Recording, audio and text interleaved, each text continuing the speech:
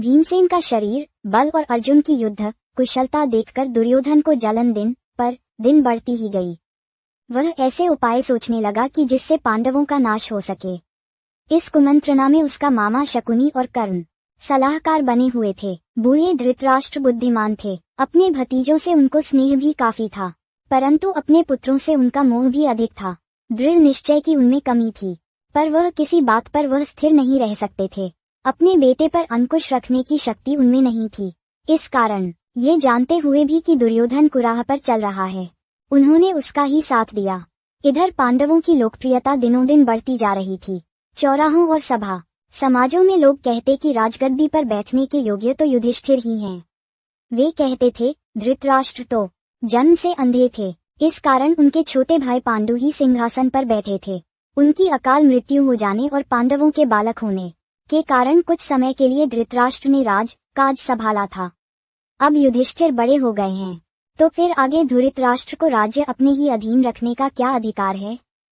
पितामह भीष्म का तो कर्तव्य है कि वह धृतराष्ट्र से राज्य का भार युधिष्ठिर को दिला दें। युधिष्ठिर ही सारी प्रजा के साथ न्यायपूर्वक व्यवहार कर सकेंगे। ज्यों ज्यों पांडवों की यह लोकप्रियता दिखाई देती थी, ईर्ष्या से वह और भी अधिक कुढ़ने लगता था। एक दिन धृतराष्ट्र को अकेले में पाकर दुर्योधन बोला, पिता जी, पूर्वासी तरह तरह की बातें करते हैं। जन्म से दिखाई न देने के कारण आप बड़े होते हुए भी राज्य से वंचित ही रह गए। राज सत्ता आपके छोटे भाई के हाथ में चली गई। अब यदि युधिष्ठिर को राजा बना दिया गया तो फिर पीढ़ियों तक हम राज्य की आशा नहीं कर सकेंगे। पिताजी, हमसे तो यह अपमान न सहा जाएगा। ये सुनकर राजा धृतराष्ट्र सोच में पड़ गए। बोले, बेटा, तुम्हारा कहना ठीक है, लेकिन युधिष्ठिर के विरुद्ध कुछ करना भी तो कठिन है। युधिष्ठिर धर्मानुसार चलता है, सबसे समान स्नेह करता है, अपने पिता के समान ही गुणवान है। इस कारण प्रजाजन भी उसे बहुत चाहते हैं। ये सुनकर दुर्योधन बोला, पिताजी, आपको और कुछ नहीं करना है, सिर्फ पांडवों को किसी बहाने वारणावत के मेले में भेज दीजिए। मैं आपको विश्वास दिलाता हूँ, इतनी सी बात से हमारा कुछ भी बिगाड़ नहीं होगा।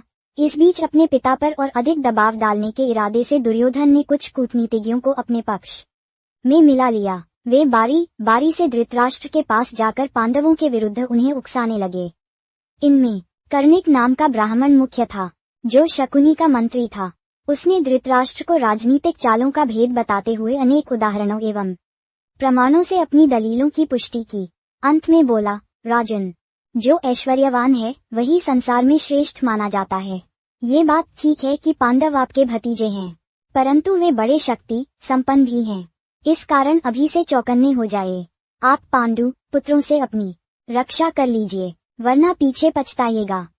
कर्णिक की बातों पर धृतराष्ट्र विचार कर रहे थे कि दुर्योधन ने आकर कहा, पिताजी, आप अगर किसी तरह पांडवों को समझाकर वारणावत भेज दें तो नगर और राज्य पर हमारा शासन पक्का हो जाएगा। फिर पांडव बड़ी खुशी से लौट सकते हैं और हमें उनसे कोई खतरा नहीं रहेगा। दुर्योधन और उसके साथी धृतराष्ट्र को रात दिन इसी तरह पांडवों के विरुद्ध कुछ न कुछ कहते सुनाते रहते और उन पर अपना दबाव डालते रहते थे। आखिर धृतराष्ट्र कमजोर पड़ गए और उनको लाचार होकर अपने बेटे की सलाह माननी पड़ी।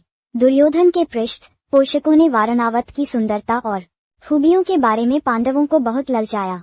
कहा कि वारणावत में एक भारी मेला होने वाला है, जिसकी शोभा देखते ही बनेगी।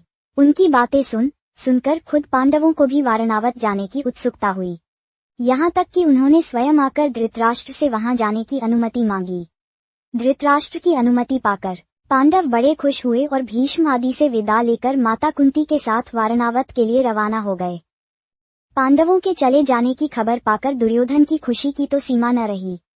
वह अपने दोनों साथियों कर्ण एवं शकुनी के साथ बैठकर पांडवों तथा कुंती का काम तमाम करने का उपाय सोचने लगा। उसने अपने मंत्री पुरोचन को बुलाकर गुप्त रूप से सलाह दी और एक योजना बनाई। पुरोचन ने ये सारा काम पूर्ण सफलता के साथ पूरा करने का वचन दिया और तुरंत वारणावत के लिए रवाना हो गया। एक शीघ्रगामी रथ पर बैठकर पुरोचन पांडवों से बहुत पहले वारणावत जा पहुंचा। वहां जाकर उसने पांडवों के ठहरने के लिए सन, घी, मोम, तेल, लाख, चर्बी आदि जल्दी आग पकने वाली चीजों को मिट्टी में मिलाकर एक सुंदर भवन बनवाया। इस बीच अगर पांडव वहां जल्दी पहुंच गए तो कुछ समय उनके ठहरने के लिए एक और जगह का प्रबंध पुरोचन ने कर रखा था। दुर्योधन की योजना ये थी कि कुछ दिनों तक पांडवों को लाख के भवन में आराम से रहने दिया जाए और जब वे पूर्ण रूप से निशंक हो जाएं, तब रात में भवन में आग लगा दी जाए, जिससे पांडव तो जलकर भस्म हो जाएं और कौरवों पर भी कोई दोष न लगा सके।